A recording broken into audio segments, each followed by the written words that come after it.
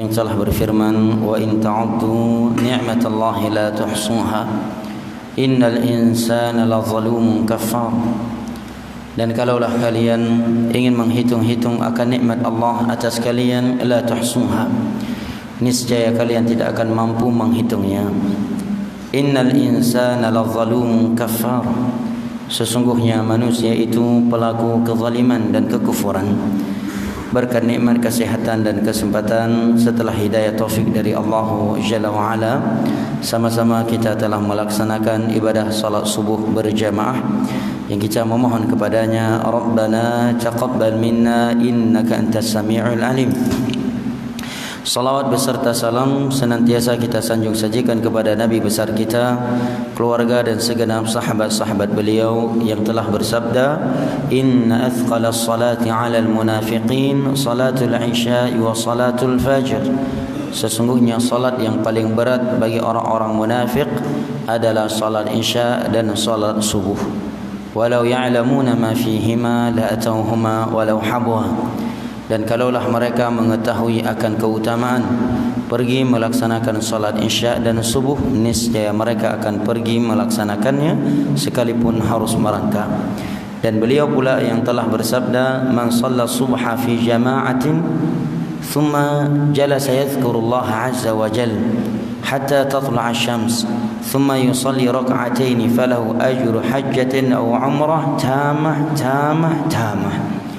Barang siapa yang melakukan salat subuh berjamaah bersama jamaah, kemudian dia berzikir mengingat Allah Jalla wa Ala, dan kata Imam Ibnu Katsir, majlis ilmu merupakan a'zamu majalis zikir, majlis zikir yang paling afdal, sampai terbitnya matahari. Setelah itu dia salat 2 rakaat yang diistilahkan oleh para ulama dengan istilah salat syuruq atau salat al-isyraq. Dan yang rajih salat syuruq ini adalah dia bagian dari duha, tetapi dia duha yang paling afdal. Kemudian dia salat syuruq 2 rakaat, maka baginya pahala haji atau umrah sempurna dan sempurna.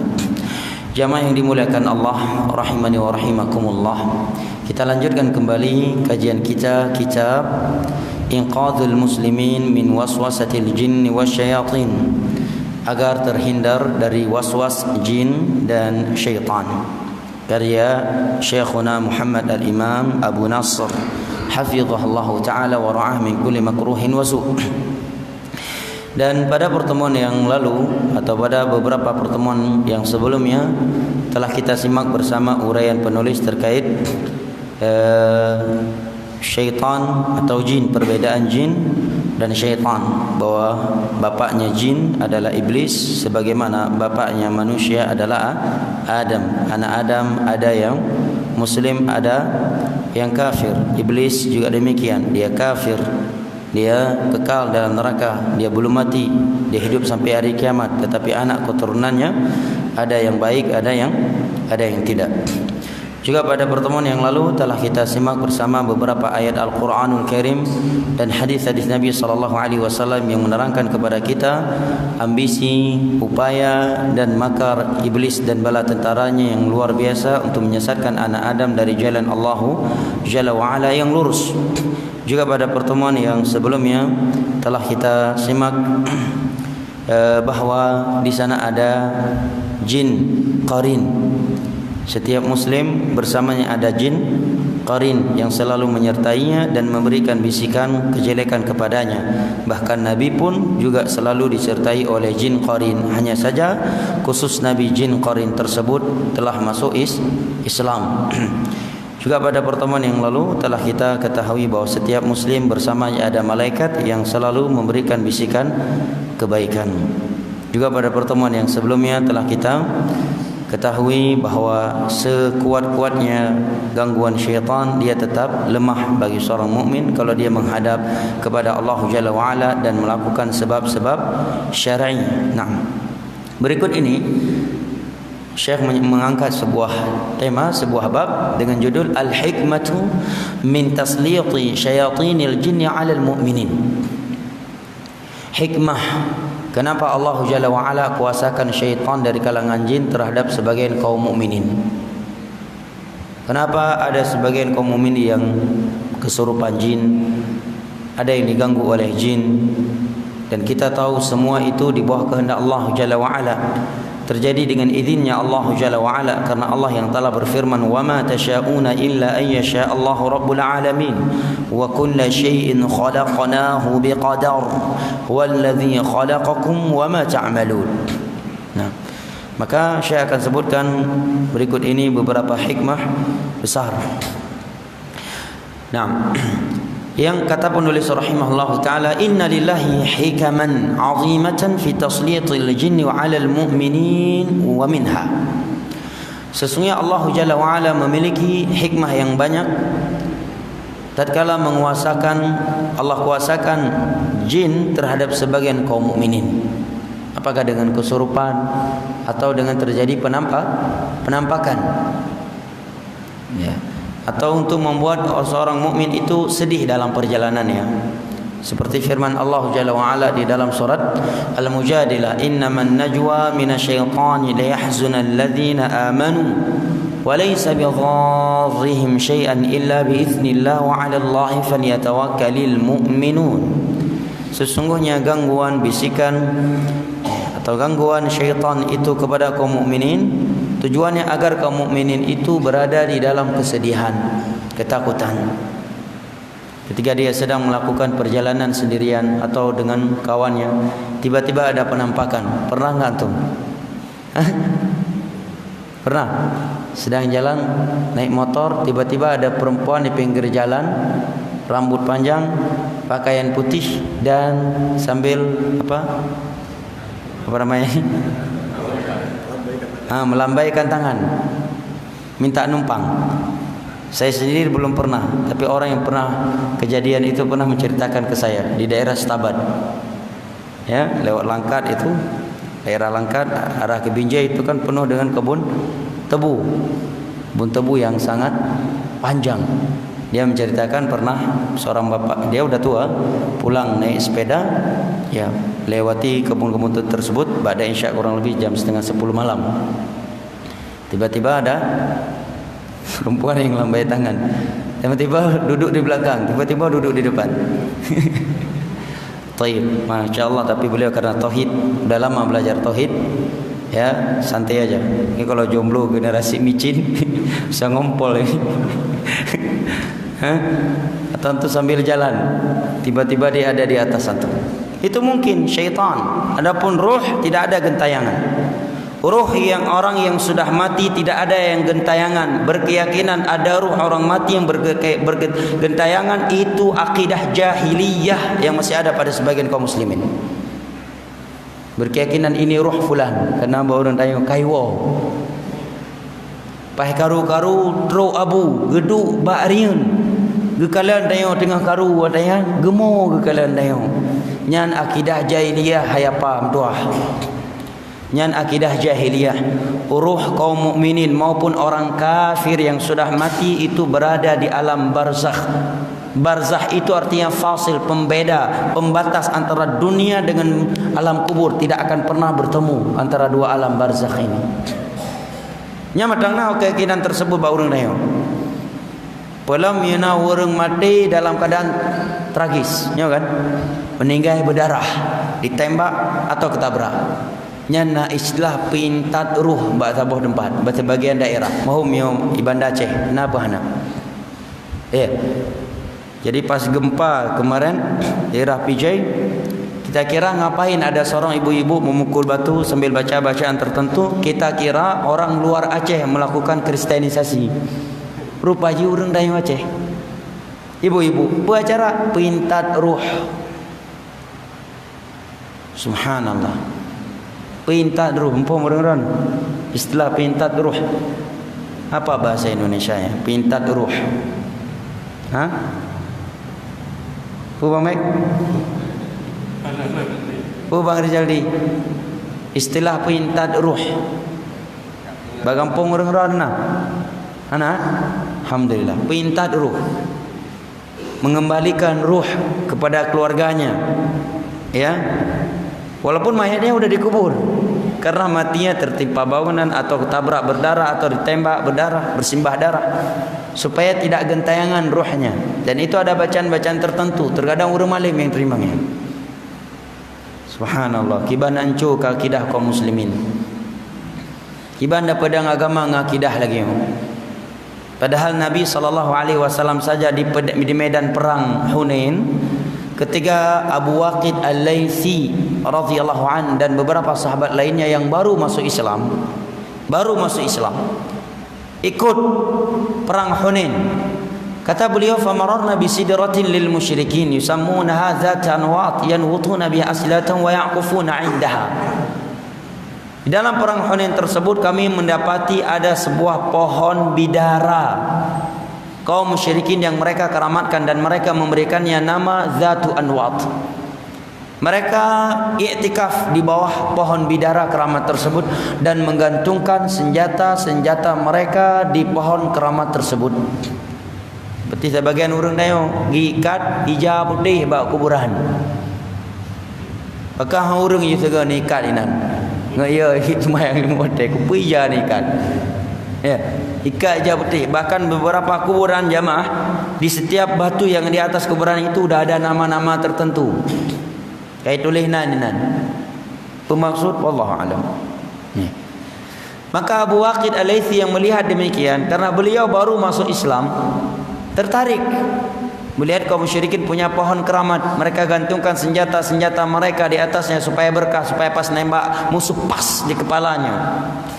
Dan mereka i'tikaf di bawah itu. Maka mereka berkata, ya Rasulullah, ij'al lana dzat anwat kama lahum dzatu anwat. Wahai Rasulullah, nepegak si kamu bak kai yang keramat tiba lagi orangnya nak bak kai keramat. Baik wayang mata yang nak, tanya pernah tiba. Wahai Rasulullah, buatkan juga untuk kami sebuah pohon keramat, bidara keramat, sebagaimana mereka punya pohon bidara keramat. Ini bahayanya beragama ikut-ikutan. Di antara sebab nilai agama, prinsip Islam itu hilang jamaah, kata Imam Syekhul Islam dalam kitabnya Iqtida'us Siratal Mustaqim dan Syekh Abdul Razak dalam kitabnya Asyara Qawaid fil Istiqamah, adalah at-tashabbuh bil kuffar, ikut-ikutan budaya orang kafir. Para ulama menyebutkan di antara sebab terjadinya maulid pertama kali perayaan hari kelahiran Nabi adalah sebagian kaum mukminin yang terpancing dengan orang-orang Nasrani yang merayakan hari kelahiran Nabi mereka Isa alaihissalam, yang itu sendiri bukan bagian dari agama Nabi Isa alaihissalam. Maka sebagian kaum mukminin menyatakan orang Nasrani saja merayakan hari kelahiran Nabi mereka, masa kita tidak? Pakai logika ikut-ikutan terpancing. Kalau di sini Abu Waqid beliau belum melakukan, baru meminta kepada Nabi. Itu pun karena beliau baru masuk Islam, lumrah. Yang namanya tadinya musyrik kemudian masuk Islam. Mendengar permintaan beliau tersebut, maka Nabi langsung marah dan berkata, Allahu Akbar. Innaha sunan. Innakum qultum kama qalat Banu Israil li Musa alaihi salam ij'al lana idlahan kama lahum alihah. Allahu Akbar, kata Nabi. Allah Maha Besar. Sesungguhnya apa yang mereka lakukan itu adalah kebiasaan Yahudi dan Nasrani sebelumnya. Itu kebiasaan Yahudi dan Nasrani, suka mengkeramatkan suatu tempat. Dan sebagian kaum muslimin sekarang menamakannya sebagai situs-situs Islami. Nyan bud Yahudi dengan Nasrani, nyan bahasa Nabi. Ya pebengeh dengan Nabi sallallahu alaihi wasallam. Bahkan Nabi SAW 5 hari sebelum wafatnya, diranjang sakitnya yang luar biasa. 5 hari sebelum beliau wafat, beliau bersabda, la'natullahi 'alal yahudi wan nasara ittakhadhu qubur anbiya'ihim masajid. Laknat Allah kepada Yahudi dan Nasrani yang kebiasaan mereka menjadikan kuburan para nabi sebagai tempat-tempat ibadah. Nyambut Yahudi dengan Nasrani. Yang hadis riwayat Imam Muslim dalam Sahih Muslim dari Aisyah radhiyallahu anha. Sekarang justru itu dikatakan situs Islami, ziarah kubra. Ya, ziarah kubra. Ziarah kuburan boleh-boleh saja, tapi niatnya kata Nabi tudzakirkumul akhirah, untuk mengenang kematian.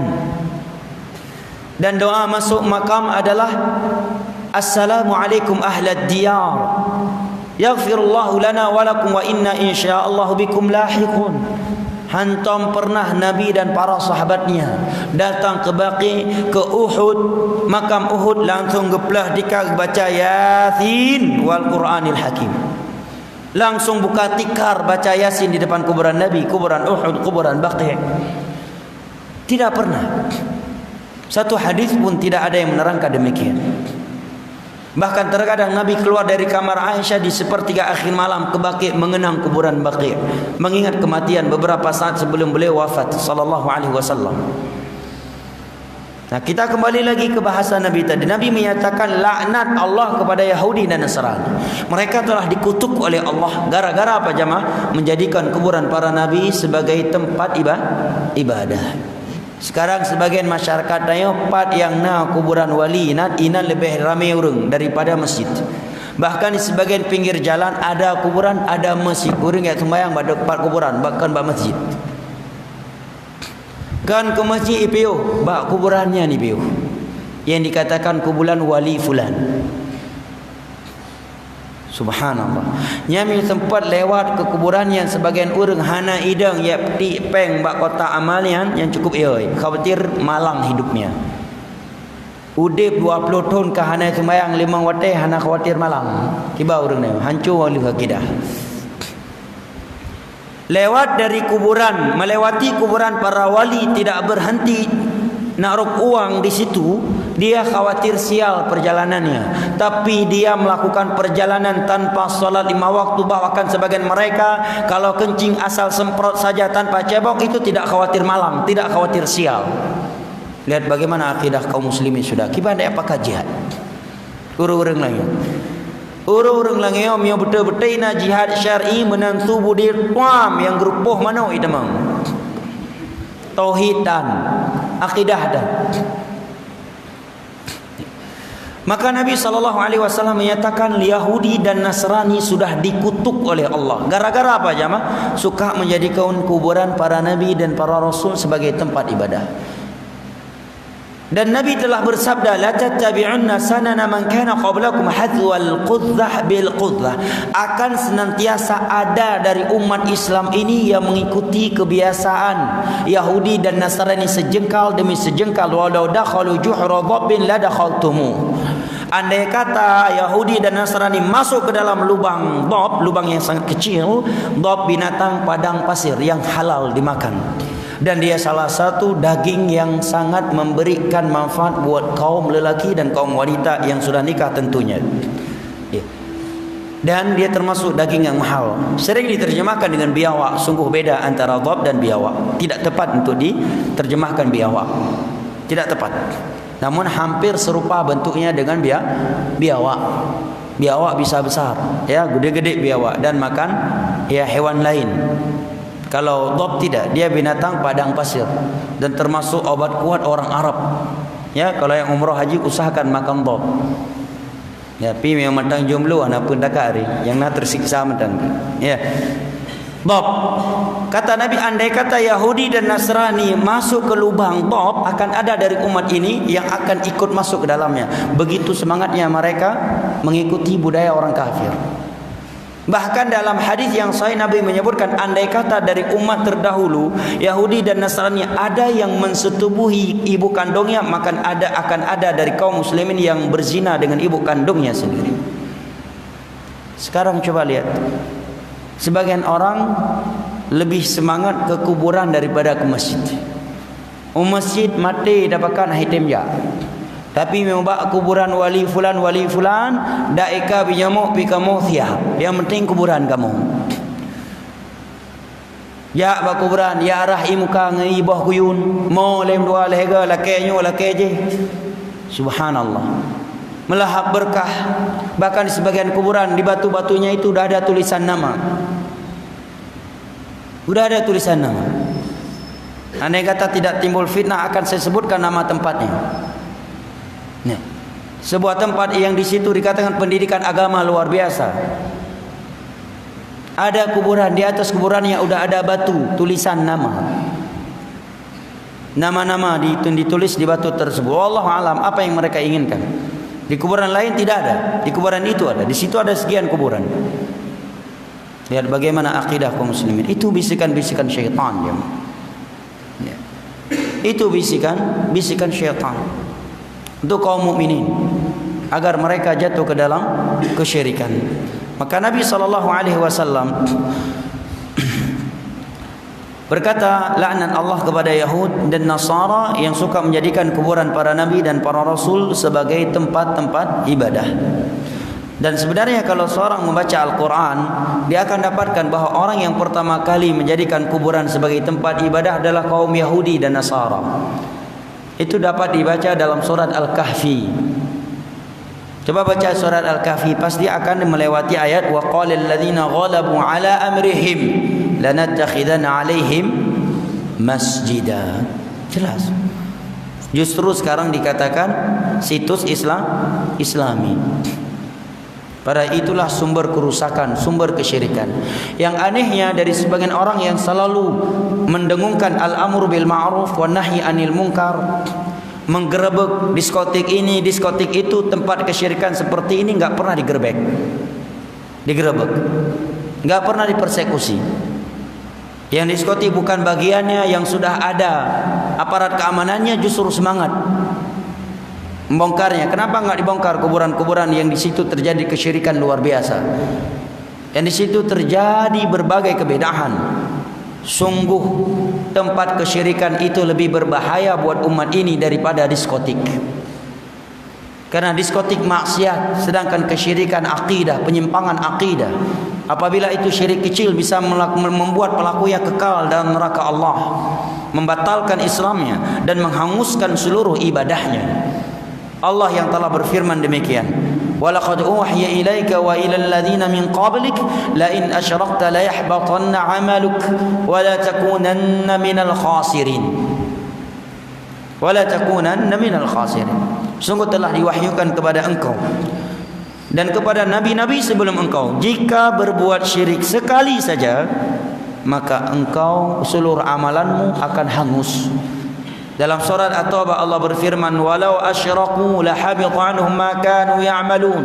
Andai kata mereka, setelah Allah sebutkan beberapa belas para nabi dan para rasul melakukan dosa syirik, maka seluruh ibadah mereka akan hangus, kata Allah Subhanahu wa taala. Ini para nabi yang mereka tidak pernah menyentuh syirik, yang mereka memiliki ibadah luar biasa, diancam oleh Allah kalau sempat berbuat syirik hangus seluruh ibadah mereka. Makanya kata para ulama, orang yang paling cinta kepada rakyatnya adalah orang yang selalu mengajak kepada tauhid dan memperingatkan rakyatnya bahaya dari kesyirikan.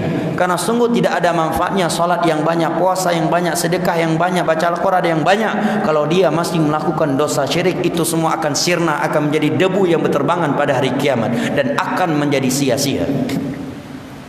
Oleh karenanya para ulama kita selalu mengingatkan kita bahawa yang membedakan dakwah salaf dengan yang selainnya adalah fokus tentang pembahasan tauhid dan syirik yang ini tidak didapatkan pada selain dakwah mereka. Berbicara tentang birrul walidain semua orang bisa. Bahkan di luar salaf ada yang lebih hebat cara berbicara tentang birrul walidain. Berbicara tentang syurga dan neraka, semua ormas Islam bisa berbicara tentangnya. Bahkan ada yang bisa membuat orang yang sedang tertawa bisa menangis ketika menerangkan syurga dan neraka. Adapun pembahasan tauhid, pentingnya tauhid, rincian tauhid, bahayanya syirik, rincian syirik, itu tidak akan pernah didapatkan di selain dakwah salaf. Dan itu ciri utama dakwah salaf dari semenjak Allah mengutus Nuh alaihi salam memerangi kesyirikan dan sampai hari kiamat. Itu ciri dakwah mereka para nabi dan pengikut para nabi. Allah yang telah berfirman di dalam surat Yusuf, qul hadhihi sabili ad'u ila Allah ala basiratin ana wa man ittaba'ani wa subhanallahi wa ma ana minal musyrikin. Andai kata semangat mereka untuk politik atau semangat mereka untuk mendakwahkan tauhid, menerangkan bahaya syirik, seperti atau semestinya melebihi semangat mereka untuk menyatakan coblos ini, coblos itu, niscaya itu lebih baik Karena kalau tauhid telah tegak di muka bumi ini, syirik telah tiada, pasti Allah akan datangkan pemimpin-pemimpin yang adil. Tapi kalau syirik, maksiat, bidah masih ada dan menyebar tanpa pengingkaran dari manusia, jangan pernah mimpi dapat pemimpin yang adil. Karena Allah yang telah berfirman, wa kadzalika nuwalli ba'dadh-dhalimina ba'dhan bima kanu yaksibun. Kami akan berikan kepada mereka pemimpin-pemimpin yang zalim karena ulah tangan mereka sendiri.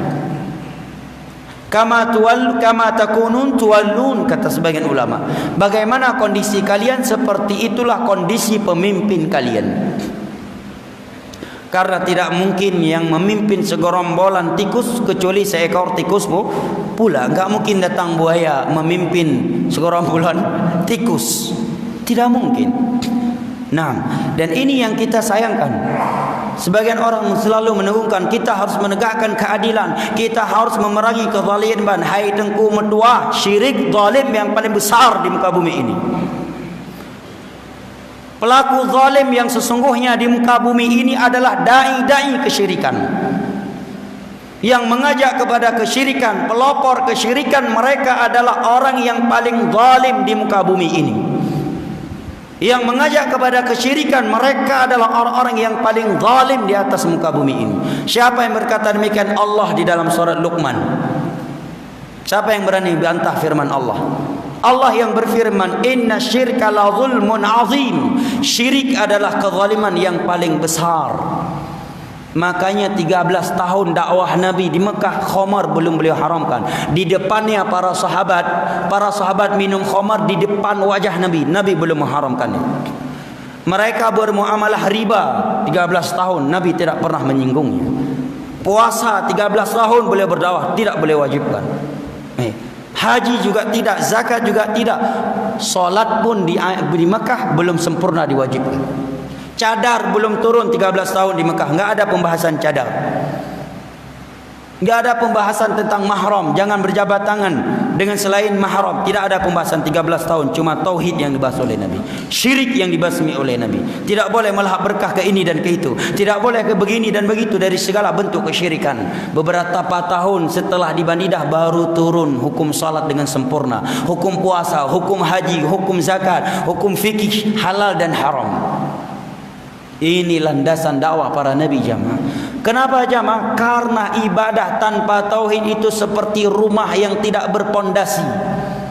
Untuk apa mengeluarkan biaya yang begitu besar untuk membangun atap rumah yang indah, dinding yang sangat mahal dan indah, tetapi pondasinya dari pohon pisang? Seperti itulah agama seseorang. Ibadah luar biasa, tetapi syirik juga tetap ada. Tidak ada manfaatnya. Makanya para ulama menyatakan, kalau kita mendengungkan tegakkan keadilan, perangi kezaliman, tegakkan al-amr bil ma'ruf, kita tegakkan an-nahyu anil munkar, maka ketahuilah keadilan yang paling utama untuk kita tegakkan, dan itu yang paling wajib atas seluruh individu manusia adalah tauhid. Adalah meneladani Rasulullah sallallahu alaihi wasallam di dalam beribadah. Sebagaimana kemungkaran, kezaliman yang paling besar yang harus diperangi, dibabat habis, dimusnahkan dari muka bumi adalah kesyirikan dan kebidahan. Itulah sumber malapetaka terhadap umat Islam. Itulah sumber kelemahan umat Islam. Itulah sumber kelemahan umat Islam. Romawi runtuh, Persia runtuh bukan karena kekuatan fisik Umar bin Khattab. Fisik Romawi jauh lebih kuat, tubuh mereka jauh lebih besar daripada orang Arab. Fisik mereka jauh lebih kuat, senjata mereka jauh lebih modern. Runtuh di tangan kaum muslimin yang mereka Arab Badui. Mereka Arab Badui. Kenapa jamaah? Karena memiliki tauhid yang kuat di dalam dadanya. Ketika seorang sahabat dipenggal, salah satu tangannya, dia tetap masih berperang, kemudian memegang bendera dengan tangan kirinya. Dipotong tangan kirinya, dia pegang tangan bendera dengan mulutnya, sampai mati dia berperang. Kenapa jamaah? Karena ada tauhid. Tapi kalau kaum muslimin masih pakai jimat, bagaimana mau diajak jihad? Apalagi sebagian jimat ada aturannya, kalau hujan turun enggak laku, enggak jalan jimatnya. Seperti yang diceritakan oleh sebagian orang ketika dia berada di medan perang. Begitu mau perang hujan, ingat jimatnya, baik sagai-sagai ka pakai mi hujan. Karena apa? Mau perang hujan, jimatnya enggak main kalau hujan turun. Akhirnya dia enggak jadi perang. Cari alasan, lek kau maju depan, lek aku jaga dari belakang, lek biar enggak mereka serang dari belakang. Padahal memang enggak berani maju karena dia tahu jimatnya enggak berlaku kalau hujan turun. Pasti pakai jimat ketika jual bakso. Ketika mau nikah masih datang ke sini, ke sana ingin diperlihatkan bulan mana yang bagus. Nyo bulan gad pe bulan tuum. Kamu kena mengkawin. Oh bulan tuum baik mengkawin. Padahal Nabi menyatakan wala safar, tidak boleh beranggapan sial dengan bulan Safar. Kaum musyrikin beranggapan sial dengan bulan Syawal, bahwa bulan Syawal bulan sial untuk nikah. Dengan sengaja Nabi menikahi Aisyah radhiyallahu anha di bulan Syawal, tidak ada yang sial. Mereka beranggapan kalau nikah satu darah dengan orang yang masih senasab dan darah, anak yang lahir akan cacat. Dengan sengaja Nabi menikahkan putrinya Fatimah dengan Ali, masih sedarah dan masih senasab. Ali bin Abi Talib bin Abdul Muttalib, Fatimah bintu Muhammad bin Abdullah bin Abdul Muttalib, mantang idang wali mi bahasa tadi waceh. Lahir anak tidak ada yang cacat, sempurna dunia dan akhirat, Hasan dan Husin. Nyo yang perle tapu tepat lele. Nyo ka tepat, mandum lain tepat insya-Allah. Makanya ketika Nabi Musa, Nabi Yusuf di penjara, masuk penjara, rupanya sudah ada ada juga setelah beliau masuk 2 tahanan ke dalam penjara beliau. Dan beliau di penjara dalam keadaan dizalimi, murni dizalimi. Dituduh beliau berzina, padahal tidak. Raja pun tahu beliau tidak memperkosa istrinya. Tapi untuk menutupi berita miring tersebut, dia penjara juga Nabi Yusuf. Apa yang Nabi Yusuf lakukan dalam penjara? Dakwah tauhid jamaah. A'arbabu mutafarriquna khairun amillahul wahidul qahar.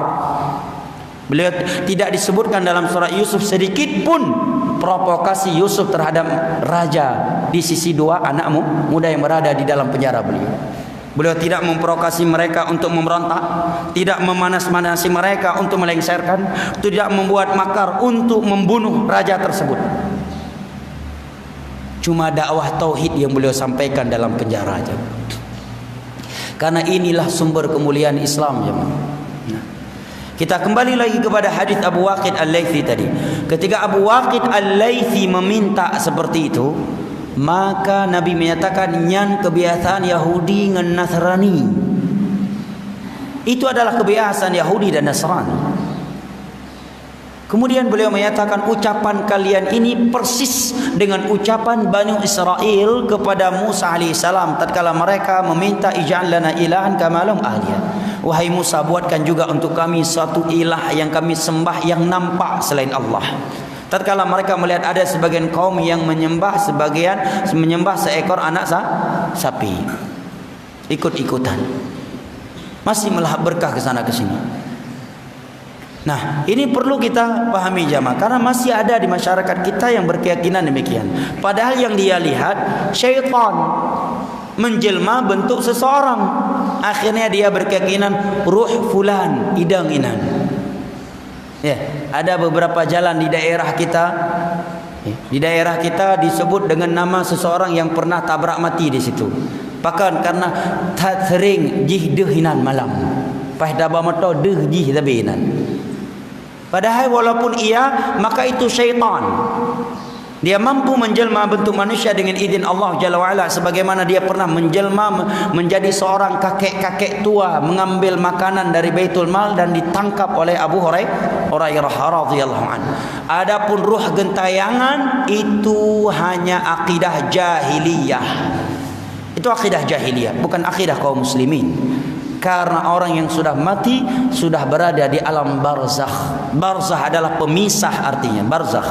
Karena beda alam dunia dengan alam barzakh. Ruh Nabi saja tidak gentayangan. Nih, ruh para sahabat saja tidak gentayangan. Mereka sudah berada di alam barzakh. Nya matang na ba urang tayo, miona urang mati te pepa inta ruh. Mi hantu roh gentayangan ilok bagop, i perkaru gop. Padahal bisa jadi syaitan seperti Allah katakan tadi. Innaman najwa minasyaitan liyahzunal ladzina amanu. Gangguan syaitan itu tujuannya agar seorang mukmin ketakutan, sedih. Dengan jalan-jalan kadeh. Ruh si fulai, tijih kau. Yang meninggal baru tembak. Akhirnya dia sedih, khawatir. Nanti syaitan memberi bisikan-bisikan kepadanya melakukan hal-hal yang itu sudah merupakan kesyirikan atau kebid'ahan atau kemaksiatan. Nyan tujuan ujung-ujung syaitan. Maka Allah katakan walaisa bidharrihim syai'an illa biiznillah. Namun ingatlah syaitan itu tidak akan pernah bisa memudaratkan, membahayakan seorang mukmin sedikit pun kecuali dengan izin Allah. Nya harus betul-betul kita tanamkan dalam hati anak dayo jamaah. Karena anak urang dayo atau bagian urang dayo su ongkur thong bertoh hiplung. Iwo ya bet su ongkur thong bahasa Indonesia. Daun pisang kering. Suara daun pisang kering. Langsung ambil jurus langkah 1000. Pada ongkur thong tu kai pegang hantu.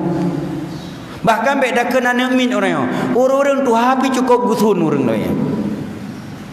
Nyame lewat kuburan kepegah kai bedah buleku. Padahal ia karena awai ngena pernah nonton si filem Sinder Bolong. Kuntilanak mantangna macu atawa ya oleh. Pegah lewat jembatan ni tare yang kan tapi bedah buleku. Subhanallah. Begitu lemahnya akidah kaum muslimin. Tidak punya keberanian lagi jemaah. Takut, bahkan sebagian anak kaum mukminin tidak berani ke kamar mandi di dalam rumahnya. Haruh ya pengalih orang Syiah. Bahkan sebagian orang Syiah hang dia jauh mon karena mon di luar mo hidup. Ngepeten sampai bengah. Hang doi. Ya, nyan sebagai orang Tuhan mentang lagi yan. Pelambaan ni maya. Ni, ia merpak jin. Ni. Padahal seorang mukmin lebih kuat daripada syaitan. Apa bedanya kita dengan syaitan? Syaitan ciptaan Allah, kita ciptaan Allah. Jin itu terancam dengan neraka kalau dia berbangkang kepada Allah, sebagaimana kita juga terancam dengan neraka kalau kita bermaksiat kepada Allah. Dia dijanjikan syurga kalau taat oleh Allah, sebagaimana kita juga dijanjikan syurga kalau kita taat kepada Allah. Kehendak dia di bawah kehendak Allah, sebagaimana kehendak kita juga di bawah kehendak Allah. Andai kata dia mampu melakukan sesuatu, berarti bukan karena dia kuat, tetapi karena Allah sudah berkehendak. Apa hebatnya jin? Mi dengar dalam masjid betul. Ya, mi kai tubik masjid pukul 12 malam ya mulai ingat pengan pembahasan lagi macam. Tengah wei ngitangin tiba-tiba hidup ikut tiba orang don. Wei ngitangin daerah yang agak sepi. Hidup ikut. Hai ni perhelong le tiat. Mana kalau hana boleh ikut. Kalau ke pam kai ke hidup. Iban jamaah hai tu biro bebe anak jagung. Jangan tampakkan. Walaupun isi hati kita takut, dia tetap tidak tahu. Yang tahu hati manusia hanya Allah. Syaitan tidak tahu. Walaupun terkadang dia menebak, ikah pura-pura beha kan, padahal ia kekelung kan, tetap dia enggak tahu. Karena Allah menyatakan walaqad khalaqnal insana wa na'lamu ma tuwaswisu bihi nafsu. Kami yang menciptakan manusia dan hanya kami yang tahu bisikan hatinya. Maka Nabi SAW dikatakan oleh Allah, la ta'lamuhum nahnu na'lamuhum. Wahai Nabi Muhammad SAW, di Madinah ada orang-orang yang selalu di sekitarmu dan mereka munafik. Demikian juga sebagian Arab Badui. Nahnu na'lamuhum, la ta'lamuhum nahnu na'lamuhum. Engkau tidak tahu mereka munafik, tetapi kami mengetahuinya. Yang mengetahui isi hati manusia hanya Allah. Maka aneh kalau ada ulama kasyaf katanya. Saya dekatkan tubuh saya dengan beliau biar beliau bisa baca isi hati saya. Kalau isi hati saya buruk, beliau bisa mengeluarkan ucapan yang tepat dengan kondisi hati saya. Kalau hati saya bersih, beliau pun bisa mengeluarkan ucapan yang sesuai dengan hati saya yang bersih. Ini dukun, bukan ulama kasyaf. Nabi saya enggak tahu di sampingnya ada munafik, karena itu bagian hati. Kok bisa ada orang yang tahu? Ada sahabat didekatkan hatinya kepada Nabi atau seorang untuk dibacakan isi hatinya oleh Nabi. Nabi saja Allah katakan la ta'lamuhum nahnu na'lamuhum sanu'adzibuhum marratain. Wahai Nabi Muhammad, orang-orang di sekitarmu ada yang munafik, engkau tidak tahu isi hati mereka, hanya kami yang mengetahui mereka, dan kami akan menyiksa mereka 2 kali lipat. Kok bisa ada orang yang membacakan hatinya? Ada orang datang ke Imam Syafi'i, geduk gepetoro ke Imam Syafi'i, nya je baca asawati le Imam Syafi'i ngebi baca ada keramat gayang. Kan ana? Jak bayi Imam Syafi'i tanya. Ya, beliau jawab. Bahkan Imam Umar bin Khattab radhiyallahu anhu menyatakan, "Innan nas kanu yu'khaduna bil wahyi." Di masa Nabi, manusia itu langsung diketahui dengan turunnya wahyu. Kalau ada orang yang macam-macam menyembunyikan kejelekan, langsung turun ayat memberitahukan tentang kejelekan yang ia sembunyikan. Sekarang zaman wahyu udah putus, kata Umar bin Khattab. "Faman adhara lana al-husn qarrabna." Barang siapa yang nampak baik, kita akan nilai dia baik dan kita berdekatkan dia. Wa nakila sairahu ila Allah. Adapun isi hatinya kita serahkan kepada Allah, kata Umar bin Khattab. Enggak pernah Umar menyatakan hati-hati baik macam-macam urang je ku baca sawati urang ro ya naga kai tobat ju sawati urang ro ni je ku baca ilmu. Tidak ada jemaah. Lihat akidah kaum muslimin. Ya. Maka ketika seorang di hadapan syaitan, terkadang terjadi penampakan jemaah, mengganggu. Dia menampak bahasa tanya macam apa, burung ya, atau terkadang nampak seorang anak-anak ya, seorang wanita, terkadang dia berbentuk dengan suatu bentuk hewan, maka enggak perlu takut.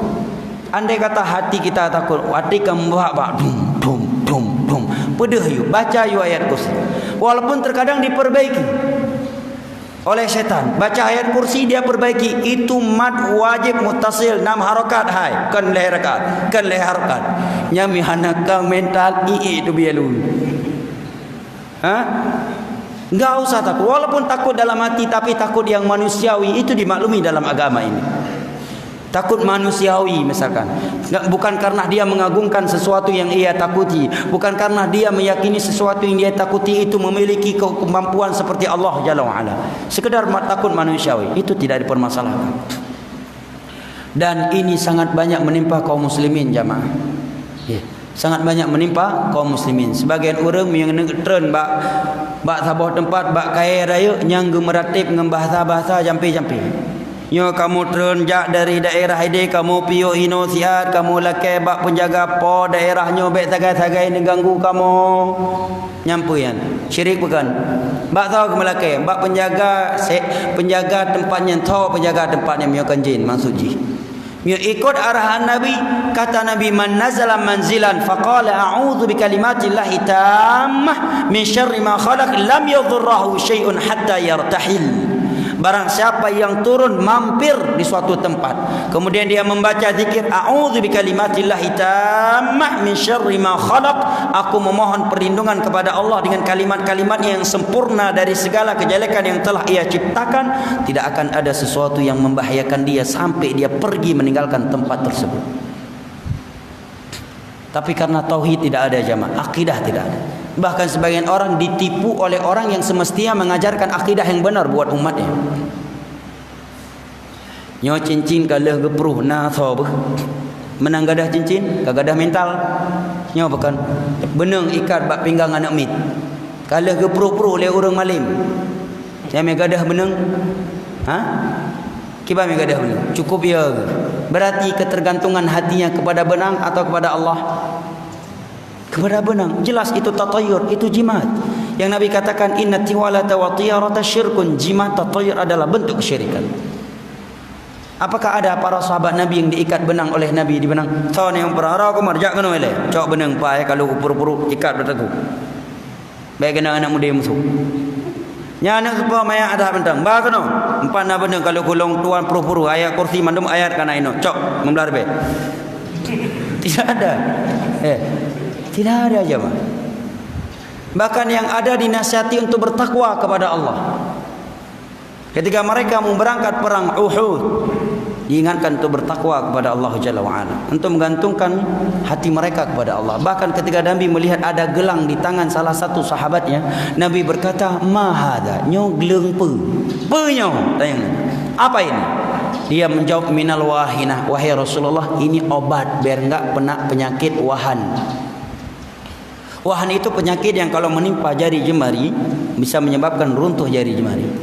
Nyo bahasa katanya orang Aceh ubat kampung. Nyo ubat kampung. Padahal beloi kota tadi. Ubat kampung. Baik kenang penyakit wahan. Gedengar oleh Nabi, apa keperah oleh Nabi? Inza'hu fa innahu la yaziduka illa wahnan fa in mitta ma aflahta abada. Belah wahai Nabi.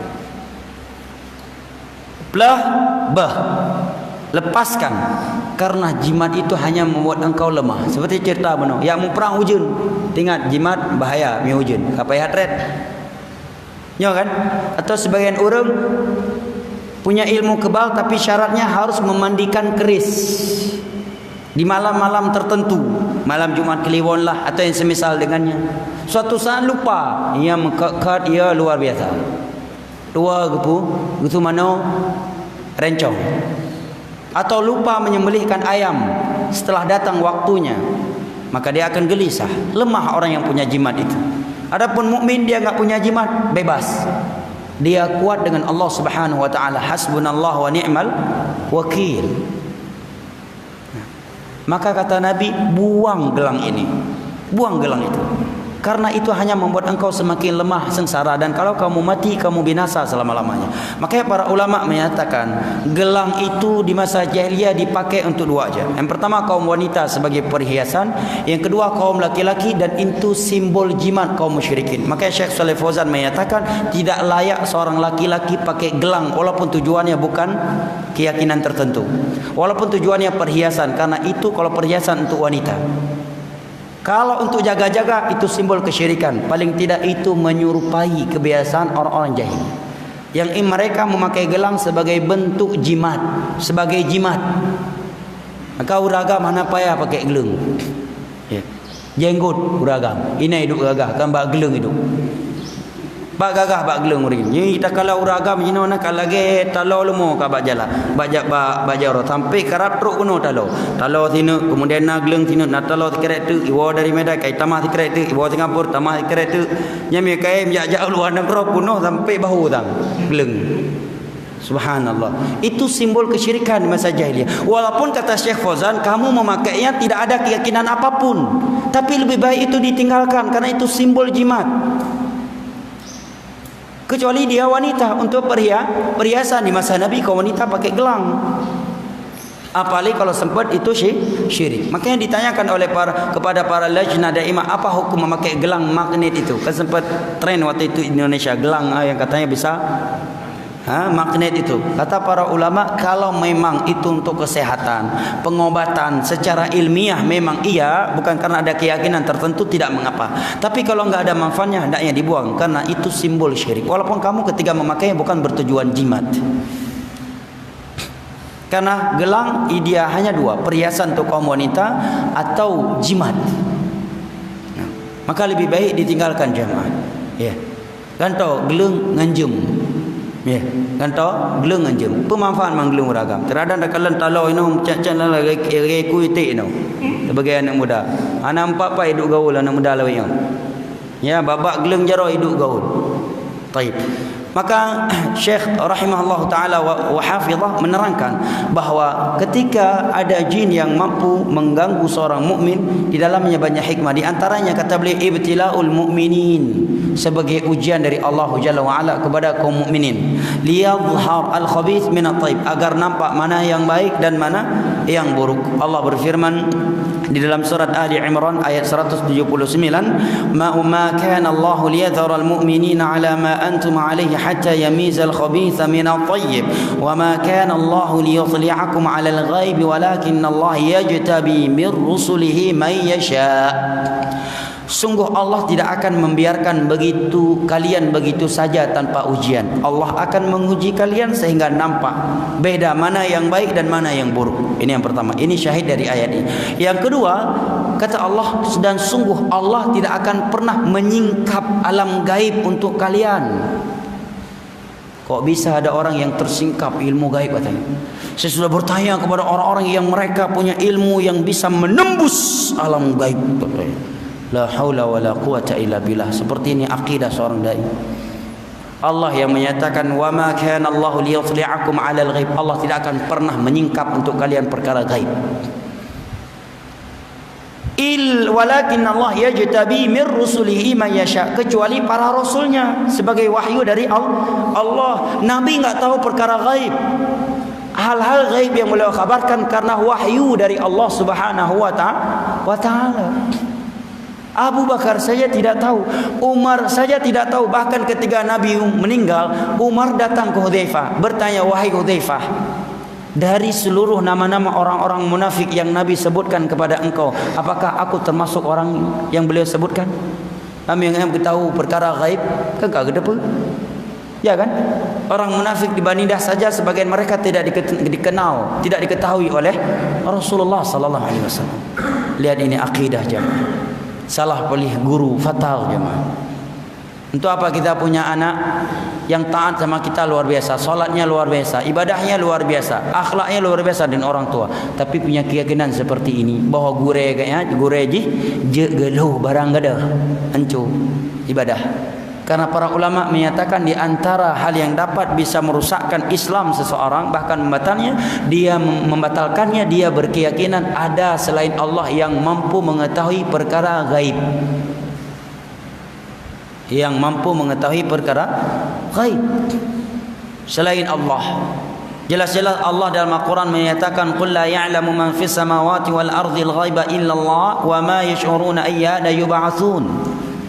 Sungguh, katakanlah wahai Nabi Muhammad, sungguh tidak ada yang mengetahui perkara gaib yang di langit maupun yang di bumi. Yang di langit para malaikat, kecuali Allah, dan semua mereka tidak tahu kapan dia dibangkitkan kecuali dapat wahyu dari Allah Jalla wa Ala. Sebagian orang mencari-cari dalilnya bahwa Umar bin Khattab, bahwa di antara karamah yang Allah berikan kepada walinya disebutkan oleh Syekhul Islam dalam kitabnya Al-Furqan Baina Auliya'ir Rahman wa Auliya'ir Syaitan, adalah Allah singkapkan kepadanya perkara-perkara yang tidak tersingkap kepada orang lain. Dia pun mencari-cari dalilnya. Di antaranya, suatu ketika Umar bin Khattab sedang khutbah, naik mimbar, tiba-tiba berkata Al-Jabal, Al-Jabal, naik gunung. Beliau berkata demikian kepada pasukan yang ada di Irak yang sedang dikejar oleh musuh. Mendengar ucapan Umar tersebut, mereka pun langsung naik gunung dan selamat dari pembantaian musuh. Subhanallah. Dalil yang seperti ini untuk membenarkan akidah tadi, ini mengingatkan kita kepada firman Allah Jalla wa Ala, ya, yang Allah sebutkan dalam surat Ali Imran. Wa minhu mutasyabihat fa ammal ladzina fi qulubihim zayghun fayattabi'una ma tashabaha min. Orang-orang yang punya penyimpangan dalam hatinya, tujuan baik penyakit, dia akan mencari ayat-ayat yang mutasyabihat, dalil-dalil yang mutasyabih. Apakah dari kisah itu bisa diambil kesimpulan bahwa ada ulama kasyaf? Kan tidak.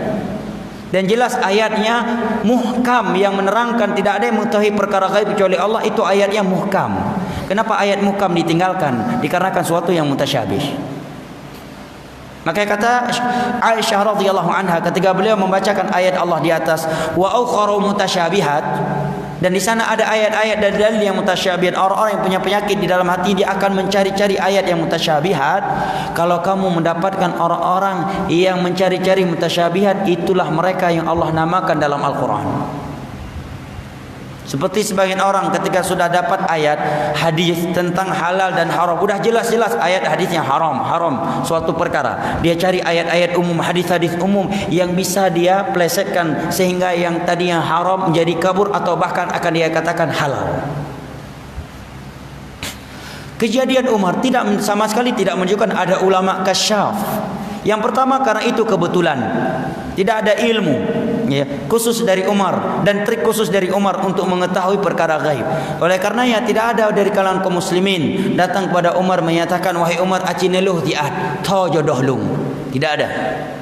Tidak ada yang datang pada Umar, ya Umar, barang saya hilang, coba anda lihat acineluh diat pak hidup barang lu. Tidak juga. Iya.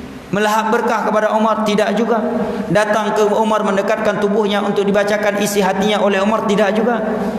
Itu karamah kebetulan. Seperti sebagai sahabat, ada yang ketika berjalan di malam hari, tiba-tiba di bawah kakinya ada cahaya nur. Sahabat yang melihatnya terkejut. Besok dia ceritakan, aku lihat cahaya di bawah kakimu. Dia pun terkejut, dia sendiri tidak sadar, tidak tahu ada cahaya di bawah kakinya. Dan itu karamah. Kalau dikatakan ulama kasyaf, berarti itu sudah sifat yang paten pada dirinya. Sesuatu yang dipelajari. Makanya kata Imam Syafi'i, idza ra'aita rajulan yamshi fawqal ma wa yatiru fil hawa, kalau engkau melihat ada orang yang bisa berjalan di atas air, seperti Wiro Sableng jalan ya, atau bisa terbang, jangan langsung kamu percaya dia. Hatta ta'riduhu 'alal kitab wa sunnah. Lihat dia sesuai enggak dengan Al-Qur'an dan As-Sunnah. Akidahnya berdasarkan Al-Qur'an hadis enggak? Ibadahnya sesuai enggak dengan tuntunan Al-Qur'an dan hadis? Kalau tidak, maka itu wali syaitan, bukan wali Allah Subhanahu wa taala. Dan syirik tidak berdasarkan Al-Qur'an dan hadis.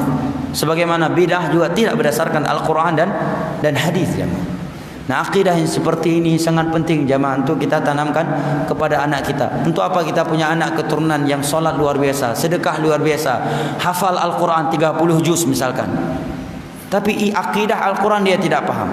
Sedekah luar biasa, akhlaknya, santunnya luar biasa, tapi punya keyakinan seperti ini, bahwa ada ulama-ulama yang kasyaf, ada ulama-ulama yang mengetahui apa yang dia lakukan di rumahnya. Nyu hanya dak pegang sapu depa lego dan dah tahu tempat belajar ka ginang deut. Nyu bisa-bisa irut abah ada. Keyakinan rusak jamaah, hancur ibadah. Karena akidah adalah pondasi agama kita. Wallahu a'lam bishawab. Sudah masuk waktu syuruk.